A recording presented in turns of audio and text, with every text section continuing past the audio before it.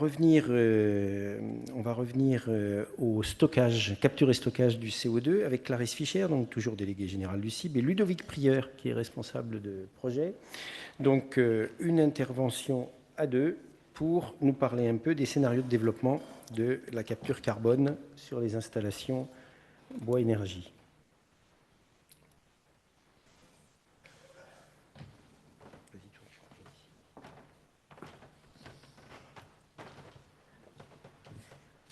Alors sur cette captation, le CCUS, capture carbone pour un usage ou pour un stockage, en fait, face à la bioingénierie, il y a deux positions. Soit on dit que c'est du greenwashing et on passe à autre chose, soit on se dit que finalement, dans le contexte actuel, toutes les solutions sont importantes à étudier. Et on a vu aussi par rapport aux discussions, par rapport à la PPE, il y avait des objectifs importants, et notamment dans un certain nombre de filières. Et on a vu qu'au niveau du bois énergie, on n'avait rien à proposer, en tous les cas pas de collectif au niveau de la filière. Et donc on s'est attaché à réfléchir au niveau du CIB pour proposer, donc là c'est bien une proposition de scénario comme on l'a fait par rapport au développement, et de voir dans ce contexte-là ce qu'on pouvait proposer. Voilà, donc les premiers scénarios à développer collectivement. Donc on va vous présenter effectivement un petit état des lieux de notre compréhension du sujet, des défis actuels, et puis la place qu'on pourrait avoir, et puis les scénarios que l'équipe du CIB ont construits et ont déjà proposés dans les différentes commissions de travail. Donc pour cette capture carbone, quelques éléments de contexte. Donc aujourd'hui, on en est à 373 millions de tonnes de CO2 émis annuellement en France. Et en parallèle, on a un CO2 consommé relativement réduit aujourd'hui, autour du million de tonnes de CO2, principalement d'origine fossile et principalement consommé par la filière agroalimentaire et dans moindre mesure les autres. Donc c'est un usage plutôt limité actuellement. Pour autant, il y a des marchés, et puis la chimie, voilà, qui ont été présentés, mais il y a des besoins très importants à venir, et notamment d'origine plutôt biogénique. Et donc, de la même manière qu'on va avoir une distinction entre les énergies fossiles et les énergies renouvelables, qui est notre cœur d'activité, on va avoir dans le CO2 deux origines qu'on va différencier, d'origine fossile et puis d'origine biogénique. Et c'est ce qui va nous... le zoom qu'on voudrait faire. Dans la constitution du CO2 d'origine biogénique, l'enjeu à venir est surtout la production de carburants synthétiques. Donc c'est des choses qui sont faites, qui sont connues, hein, de produire des hydrocarbures à partir de CO2 et d'hydrogène. Donc pour la production soit de carburant, voire de plastique, avec la technologie notamment du procédé Fischer-Tropsch, qui a plus d'un siècle maintenant. Donc ce qu'on va appeler du pétrole de synthèse, dit biogénique, donc voilà, c'est de l'hydrogène bas carbone avec une synthèse chimique utilisant de l'électricité bas carbone ou décarbonée, et puis du CO2 biogénique.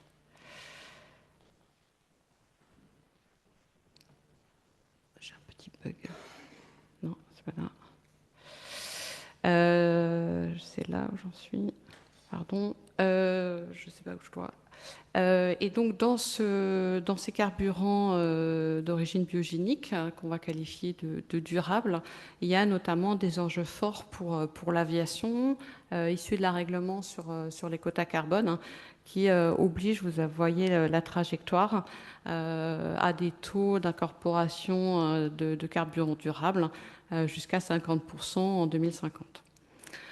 Ces carburants, donc il y a différents types que vous voyez en bas de carburants, avec des consommations, des besoins en biomasse plus ou moins demandeurs, avec des volumes plus ou moins importants, Donc de haut en bas, le besoin en biomasse est diminué. Et aujourd'hui, celui qui est le plus mis en œuvre, c'est ce qu'on appelle l'ISAF. Avec un carbone, un CO2 issu, un CO2 biogénique, de source biogénique. En revanche, une production d'hydrogène plutôt par électrolyse bas carbone, et puis produit avec une énergie bas carbone. C'est donc le procédé qui est aujourd'hui privilégié. Et cette ISAF, si on regarde les besoins en CO2 du coup biogénique par rapport à cette trajectoire de développement, on arrive à 2,5 millions de tonnes dès 2030 jusqu'à 30 millions de tonnes à l'horizon 2050. Donc des forts besoins de la part de cette aviation.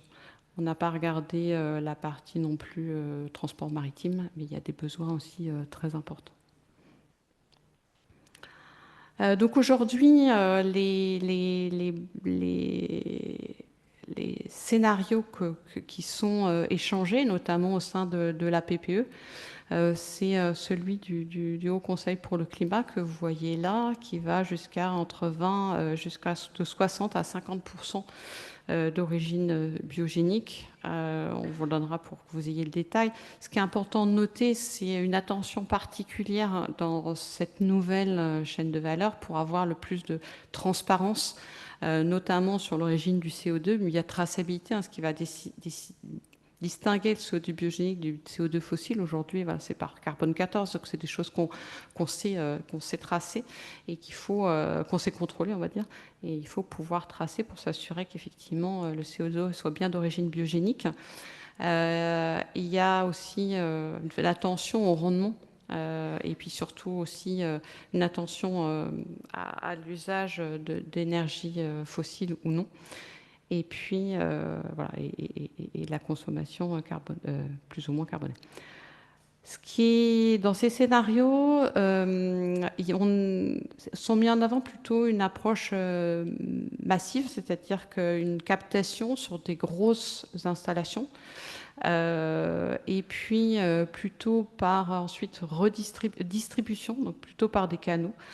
Et face à ces pertes par rapport à ces distributions, une orientation plutôt vers le stockage. Je fais très simple, mais c'est pour mettre en avant. Donc par rapport à ces scénarios-là, on s'est dit finalement, le bois énergie, est-ce qu'on n'a pas aussi un autre scénario par rapport à ce stockage issu avec les difficultés que rencontre ce scénario-là? Est-ce que le bois énergie n'a pas un autre scénario à écrire par rapport à un parc beaucoup plus diffus et plutôt avec un besoin local. Et donc, de même que ce scénario-là impliquait une R&D importante et massive, les scénarios du CIB aussi nécessitent aussi un accompagnement. Et donc, on a travaillé ce scénario que Ludovic va vous présenter, basé effectivement, donc on remercie encore les adhérents qui nous ont aidés pour ces scénarios et des technologies qui existent aujourd'hui parmi nos adhérents.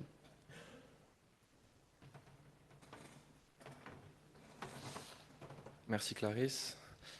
Du coup, l'idée là, c'est de parler rapidement des différentes technologies qui existent donc, pour la captation du carbone qui interviennent à un moment différent de la combustion. Donc la première, c'est ce qu'on appelle la pré-combustion qui convertit la biomasse en un gaz riche en hydrogène et en dioxyde de carbone. Donc avant la combustion pour ensuite après venir séparer le carbone. La deuxième, elle intervient pendant la combustion, donc elle vient brûler le combustible, en l'occurrence ici le bois, dans une atmosphère d'oxygène pur avec des taux supérieurs à 95% plutôt qu'un mélange d'air classique qui va être plus hétérogène et qui va générer un flux de gaz plus concentré en dioxyde de carbone, ce qui va faciliter sa capture dans un second temps. Le problème avec l'oxycombustion, c'est qu'on a des difficultés pour maîtriser la chaleur du foyer de combustion. Donc, par extension, on utilise plutôt une technologie qui s'appelle d'enrichissement en oxygène, qui se base exactement sur le même principe que celui mentionné juste avant. Cependant, le pourcentage d'oxygène qui est introduit dans le mélange est plus faible, avec des taux allant de 30% jusqu'à 80% environ. Et ça va permettre une substitution de l'azote avec l'oxygène qui va s'opérer. Donc, vous avez des exemples de technologies qui sont mentionnées en fonction des différentes technologies de captation. Et la dernière, c'est du coup une technologie dite de post-combustion, donc qui va capturer le dioxyde de carbone après la combustion du bois, grâce à des solvants chimiques qui absorbent le CO2. Donc l'idée, c'est pas forcément de rentrer en détail aujourd'hui sur ces différentes technologies, mais plutôt de vous présenter à la fois les technologies, mais aussi un effet donc, dit de substitution qui est un effet qui nous intéresse dans le cadre du bioénergie et des technologies plus largement dites BECCS, donc qui vont coupler l'utilisation d'une bioénergie avec de la captation carbone. Donc cet effet de double substitution, il intervient parce qu'il y a d'abord une première capture biogénique via la photosynthèse, et ensuite via l'utilisation d'une deuxième captation des technologies que je viens de vous présenter juste avant.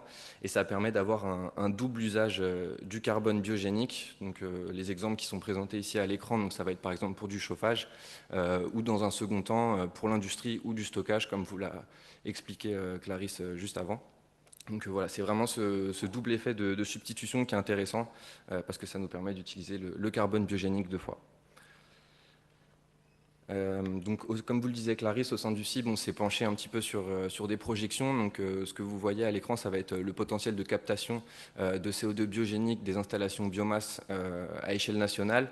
On s'est uniquement concentré sur les installations supérieures à 10 MW parce que les technologies qu'on a analysées, elles ne permettaient pas d'analyser des puissances, d'utiliser la technologie de captation sur des puissances plus faibles. Donc, ce que vous voyez en gris, en l'occurrence en 2023, le chiffre 7, c'est les émissions biogéniques du parc qui n'est pas équipé de technologie de captation, et en vert, les émissions biogéniques qui sont équipées d'une technologie de captation. Donc on a analysé ça en 2023 pour faire des projections en 2030 et en 2035. Avec différentes hypothèses que je vais vous présenter après en fonction des technologies employées et du taux d'implémentation des technologies sur l'ensemble du parc. Donc déjà, on peut voir qu'à horizon 2030, sur une trentaine d'émissions biogéniques, donc, on peut, grâce à ces technologies implantées sur les installations supérieures à 10 MW, en capter 20 millions de tonnes de CO2, ce qui est quand même assez conséquent. Comment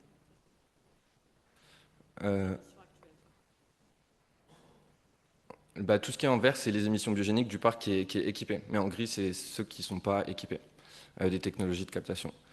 La première hypothèse qu'on a posée par rapport aux technologies, c'est qu'il y a 25% du parc entre 10 et 20 MW qui est équipé, et 40% du parc pour les installations supérieures à 20 MW qui sont équipées d'une technologie de captation.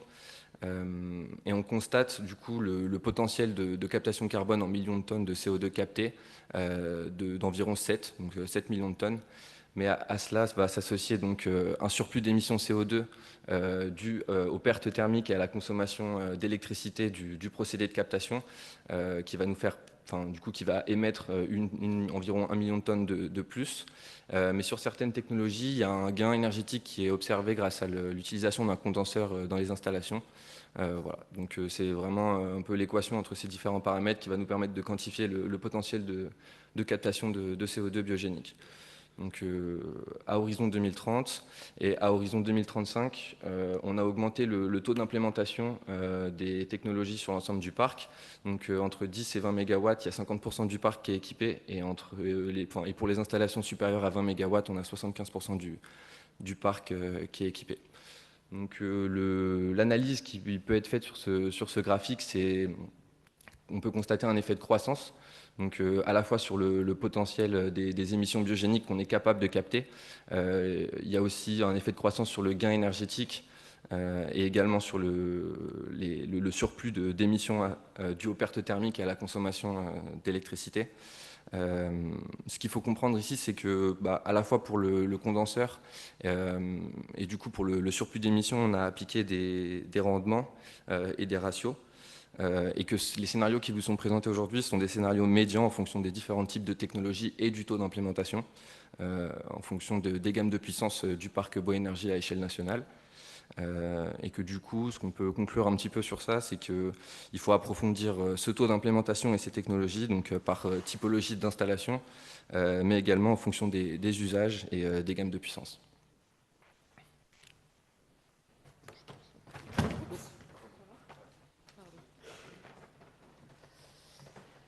Donc, il y a une conclusion. Merci Ludovic. Oui, donc très rapidement, effectivement, nous, on a voulu mettre en avant voilà, cette double substitution. Comme vous l'avez compris, c'est des objectifs ambitieux, c'était ce qui est faisable, donc avec des hypothèses assez larges qu'il faut bien sûr affiner. Mais il semblait important de pouvoir valoriser cette ressource carbone délocalisée pour répondre à ces nouveaux usages massifs. Et puis, comme l'a dit Ludovic, on a besoin, donc là, on n'a pas fait de distinction entre les usages, on s'est surtout fait des scénarios par rapport à la puissance, et ce qui était possible ou pas par rapport à la puissance, plus ou moins. Mais il y a des enjeux, enfin, il faut approfondir en termes de coûts, en termes de rendement des différentes technologies, les choses sont différentes, et en fonction de typologie d'usage qu'il va y avoir. Voilà, pardon. Voilà. On est à votre disposition pour conclure. Ouais.